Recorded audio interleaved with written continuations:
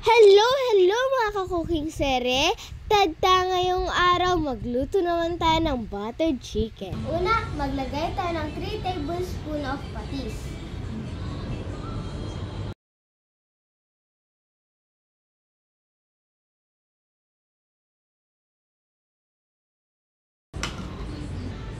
Pangalawa, lagyan natin ng black pepper.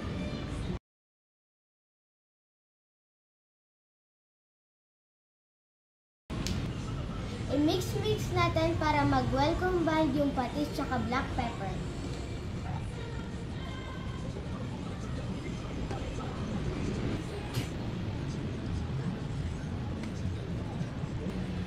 Okay na to. I-set aside muna natin for 30 minutes. 1 cup of flour.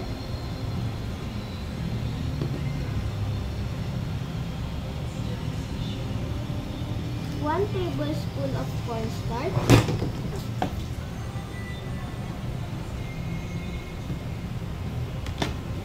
1 egg,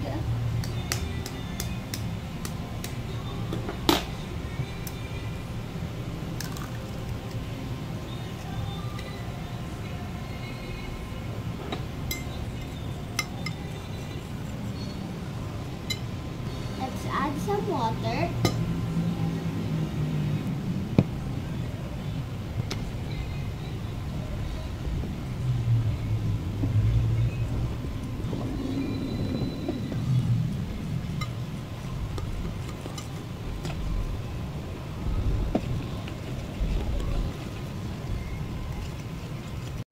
Ilagay na natin itong mga chicken sa tinimpla natin.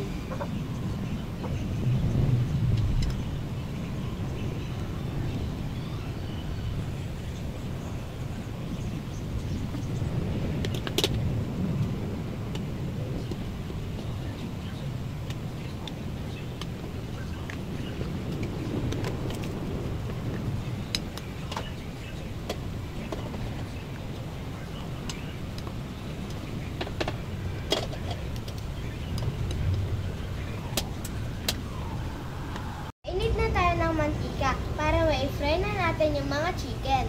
Fry na natin itong mga chicken isa-isa. Dapat hindi siya dikit-dikit.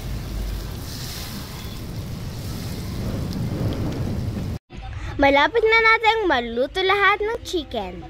Pagkatapos natin lutuin lahat ng chicken, magtimpla na tayo ng sauce. Sa pinaglutuan natin ng chicken, lagyan natin ng butter. Huwag po kayong mag-alala kasi tinanggal ko po lahat ng mantika dyan. Antayin lang natin matunaw ang butter bago natin ilagay ang napakadaming bawang. Aswang, huwag kang lumabas dyan. Charot lang! I-fry muna natin yung bawang ng onti-onti lang. Pagkatapos mo ilagay, i-cure kung i-mix mo naman ito. Para hindi naman maskot at pantay yung pagkakaluto. Ilagay na natin ang banana ketchup. Banana ketchup, igalaw mo ang baso. Maglagay tayo ng 1 pack ng oyster sauce. Oh, mamasitas! What? Pagkatapos natin ilagay, i-cure kung i-mix tayo manon. Tap na ag-well combined amin, chain kabil tayo ng sangkap. Rekado! Okay na yung sauce, ilagay na natin lahat ng mga chicken. Oops, paalala, tikman mo muna yung sauce na ginawa mo bago mo ilagay yung mga chicken. Kung wala ka pang naiisip na pang tanghalian, gawin mo na ito. Taob ang kaldero nyo. Nung naikabin mo namin chay chicken na, i-cure mo tap na ag-well combined chay sauce sa kanjay chicken.